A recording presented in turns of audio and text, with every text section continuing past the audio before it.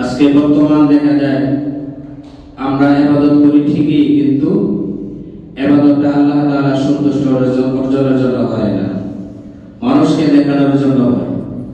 তো মানুষকে দেখানোর জন্য কেউ যদি আমল করে, আল্লাহ তাআলা বিন্দু পরিমাণ কি করবেন না, কবুল করবেন না। এবং কেউ যদি মানুষকে দেখানোর উদ্দেশ্যে কেউ যদি আমল যদি করে, যে কোনো কাজ করে, যে আমলটাই করবে আমলটাই বরবাদ হয়ে যাবে। সূরাতুজ জুমার আল্লাহ তাআলা বলেন লা ইন আশরাকতা লা ইয়াহবাতান্না আমালুকা। এখানে কয়েকটা শব্দ ব্যবহার হয়েছে। একটা হলো লা ইন আশরাকতা, যদি তুমি আল্লাহ তাআলার কাজে আমলের মধ্যে অংশীদার সাব্যস্ত করো, শিরিক করো, আল্লাহ রাব্বুল আলামিন বলেন লা ইয়াহবাতান্না, অতি অবশ্যই তোমার আমল বরবাদ হয়ে যাবে, নষ্ট হয়ে যাবে। ওয়ালা তাকুনান্না মিনাল খাসিরিন, এবং তুমি ক্ষতিগ্রস্তদের অন্তর্ভুক্ত হয়ে যাবে। ক্ষতিগ্রস্ত মানে হলো জাহান্নামের অন্তর্ভুক্ত হয়ে যাবে। এই জন্য আমরা আমল করি কম, কিন্তু আমলটা যাতে সুন্দর হয় এটা আল্লাহ তাআলা দেখে। অনেক আমল করলাম, কিন্তু আল্লাহ তাআলা এত আমল আল্লাহ তাআলা পছন্দ করে না। অবশ্যই পছন্দ করেন যদি সবগুলো আমল আল্লাহ তাআলা সুন্দর সুন্দর করে। সূরাতুল মুলকের মধ্যে আল্লাহ তাআলা এটাই বলেন আল্লাযী খালাকাল মাউতা ওয়াল হায়াতা লিয়াবলুয়াকুম আইয়ুকুম আহসানু আমালা।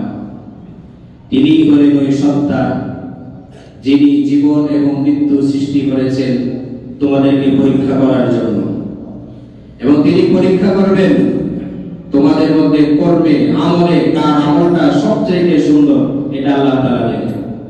আমরা নামাজ পড়ি, কত রাকাত কত শত রাকাত নামাজ পড়লাম, এটা আল্লাহ তাআলা দেখবেন না। আল্লাহ তাআলা এটা দেখবেন যে কার নামাজটা সবচেয়ে সুন্দর হয়েছে। এখন নামাজটা সুন্দর হবে কিভাবে, কোরআন তেলাওয়াত সুন্দর হবে কিভাবে, রোজা কিভাবে সুন্দর হবে, তাবলীগ করলে কিভাবে সুন্দর হবে, জিহাদ করলে কিভাবে সুন্দর হবে, যাকাতটা কিভাবে সুন্দর হবে, হজটা কিভাবে সুন্দর হবে, এটা পদ্ধতি আল্লাহ রাব্বুল আলামিন হুজুর সাল্লাল্লাহু আলাইহি ওয়াসাল্লামের মাধ্যমে শিক্ষা দিয়েছেন। আমি আমার মত করে সুন্দর করে আমল করলে হবে না। হবে কি? যেমন ওযুর ফরজ কয়টি বলেন সবাই? ওযুর ফরজ হলো 4টা। আল্লাহ তাআলা বললেন কেউ যদি সূরা মায়দার মধ্যে আছে ইয়া আইয়ুহাল্লাযীনা আমানু ইযা কুনতুম ইলাস সালাত ফাগসিলু ওজুহাকুম ওয়া আইদিয়াকুম ইলাল মারাফিক ওয়ামসাহু বিরুউসিকুম ওয়া আরজুলাকুম ইলাল কা'বাইন। এই বান্দাগণ, যদি তুমি নামাজে যখন তুমি দাঁড়াবে তখন তোমার হাত, মুখ, মাথা মাসাহ করো, টাকনু পর্যন্ত ধৌত করো। এটা সরাসরি আদেশ। এখন আল্লাহ তাআলা এই আদেশটা করেছেন, ওযুটা এখন আমরা করব কিভাবে, সুন্দর হবে কিভাবে, এটার জন্য আমাদের রাসূলুল্লাহ সাল্লাল্লাহু আলাইহি ওয়াসাল্লাম কর্মপন্থা অবলম্বন করতে হবে। রাসূলুল্লাহ সাল্লাল্লাহু আলাইহি ওয়াসাল্লামের কাজেই তো সবচেয়ে সুন্দর, নাকি? এটা একেবারে সহজ কথা, যে আমি এবং আমরা যত আমলই করি না কেন, আমার আমল করাটা যদি রাসূলুল্লাহ সাল্লাল্লাহু আলাইহি ওয়াসাল্লামের সাথে যদি মিলে যায়, তাহলে হবে এই আমলটা সবচেয়ে সুন্দর। এবং এইভাবে কেউ যদি প্রত্যেকটা আমল করতে থাকে, এই অবস্থায় যদি তার মৃত্যুবরণ হয়, তাহলে আল্লাহ তাআলা তাকে এই ব্যক্তিকেই জান্নাতুল ফেরদৌস দান করে। সবাই বলুন সুবহানাল্লাহ। এইজন্য দুনিয়াতে যার যেরকম আয় রোজগার অর্থ সম্পদ আছে, সবার ভোগ বিলাস কিন্তু একরকম না। আখিরাতেও কিন্তু সবার জান্নাত কিন্তু একরকম থাকবে না। আবার এটা মনে করেন না, আমরা হয়তো মনে করি যে সবার জান্নাত মনে একরকম, যে না, সবার জান্নাত কিন্তু একরকম না। যার যার আমল অনুযায়ী, ইখলাস অনুযায়ী, সুন্দর অনুযায়ী তার জান্নাতটা সুন্দর হবে।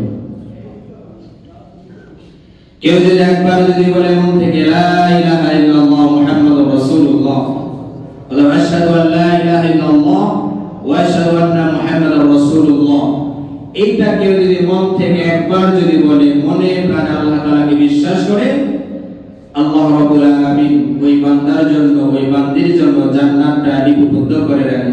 সুবহানাল্লাহ।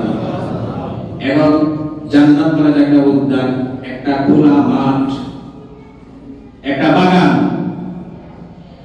এই খোলা মাঠ খালি জায়গাটা সুসজ্জিত করতে হবে, পূর্ণ করতে হবে আমলের মাধ্যমে। ঈমানের মাধ্যমে আমরা জান্নাতটা আমার নামে আপনার নামে লিপিবদ্ধ হয়ে গেছে, রেজিস্টার হয়ে গেছে, কিন্তু এই জান্নাতটা সাজানো গোছানোর দায়িত্ব কিসের মাধ্যমে? আমলের মাধ্যমে। যে যত বেশি আমল করবে, ইখলাস সহকারে, তার জান্নাতের নাজ নিয়ামত তত বেশি আল্লাহ তাআলা দান করবে। এখন কেউ যদি অনেক আমল করে, যেমন হাদিসের মধ্যে এসেছে, কেউ যদি কোরআনের হাফেজ হয়, আমল করে, কি শর্ত? আমল শর্ত। তখন এই কোরআনের যত আয়াত আছে তত আল্লাহ তাআলা ওই রকম তাআলা বিল্ডিং আল্লাহ তাআলা জান্নাতের মধ্যে দান করবে। এখন কেউ যদি সূরা ফাতিহা মুখস্থ করে, সূরা ফাতিহার আয়াত কয়টা? 7টা। আর সূরা ফিলের মধ্যে আয়াত আছে। এইভাবে আপনি আয়াত, আপনার দেখা যায় 100 আয়াতের মালিক মুখস্থ করলেন, এই 100 দ্বারা আপনি মালিক হলেন। যে 6663 আয়াত কেউ যদি মুখস্থ করে, আমল করে, আমল অবস্থায়, ঈমান অবস্থায় মৃত্যুবরণ করে, আল্লাহ তাআলা তাকে জান্নাতের মধ্যে 6063 তার মালিক বানিয়ে দেবে। কিন্তু কি শর্ত?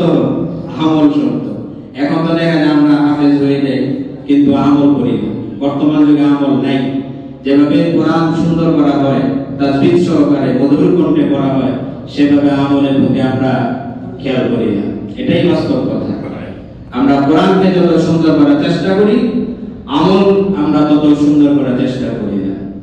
দুনিয়ার কাজকর্ম যেভাবে সুন্দর করার চেষ্টা করি, আখিরাতের কাজগুলো কিভাবে সুন্দর করার চেষ্টা করি, চিন্তাও করি। মানুষ তো চিন্তা করে, আমাদের চিন্তাটাও আমাদের মধ্যে আসে না। এমন অবস্থার মধ্যে আমরা বসবাস করতেছি যে এখন বর্তমান অন্যায়টা অন্যায় মনে করা, শত শত মুখ থেকে মিথ্যা কথা বের হয়, মিথ্যা বলা যে মহাপাপ, এটা আমরা ভুলেই গেছে। এখন সত্য মিথ্যা একরকম হয়ে গেছে। এই জন্য এগুলা থেকে বাঁচতে হবে। তো আমরা আমল এটা হলো আরবি শব্দ, এটা বাংলা অর্থ হলো কাজ বা কর্ম। মানুষের যে কাজ করা, এটা আমি কয়েকবার ইতিপূর্বে বলা হয়েছে যে কাজটা থাকতে হবে আল্লাহ তাআলার হুকুমের মধ্যে, এবং এই আল্লাহ তাআলার হুকুমটা আমরা কিভাবে পালন করব? নবীজি সাল্লাল্লাহু আলাইহি ওয়াসাল্লামের তরিকার মধ্যে। যেমন সূরাতুল আলী ইমরান আল্লাহ তাআলা বলেন, কুল ইন কুনতুম তুহিব্বুনাল্লাহ ফাত্তাবিউনি ইউহিব্বুকুমুল্লাহু ওয়া ইয়াগফির লাকুম যুনুবাকুম ওয়াল্লাহু গফুরুর রহিম।